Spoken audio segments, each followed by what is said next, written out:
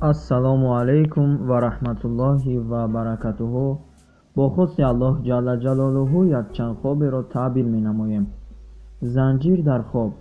нафаре ки худ ё шахсеро ки занҷирбанд аст хоб мебинад, даст ба гуноҳи азим зада барои аъмоли содир намудаи худ дар дил тарс мепарварад.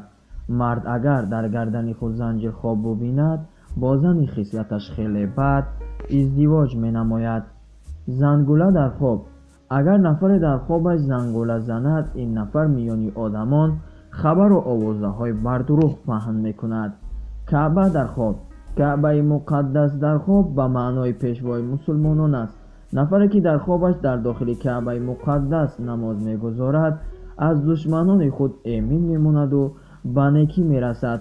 шахсе ки дар хобаш аз назди каъба гузашта меравад, ба муқобили суннати паёнбар амал мекунад. дар хоб тавофи каъба кардан ё ягон маросими ҳаҷро ба анҷом расонидан маънои дар дину мазҳаби худ устувор буданро дорад. дар хобе ки инсон ба сӯи каъба меравад, ин нафар дар зиндагӣ ба манфиати динии худ ҳарф мезанад. кори нек.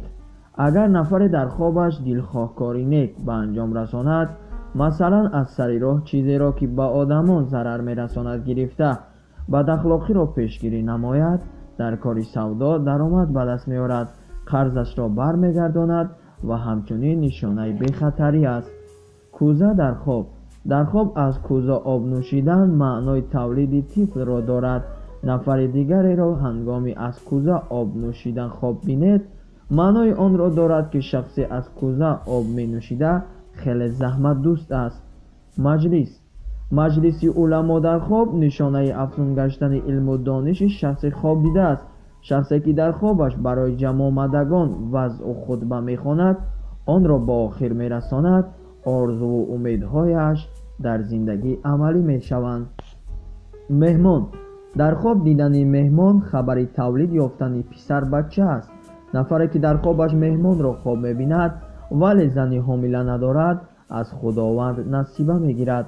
лату кӯб кардани меҳмон аз ҷониби нафаре ҳарфи дурӯғ шунидан асту андӯҳ дидан аст. ба меҳмонӣ даъват шудан маънои онро дорад ки шахси муддати мадид нобуда бармегардад. ин буд якчанд хобе ки таъбир намудем. боқӣ сарбаланду хона.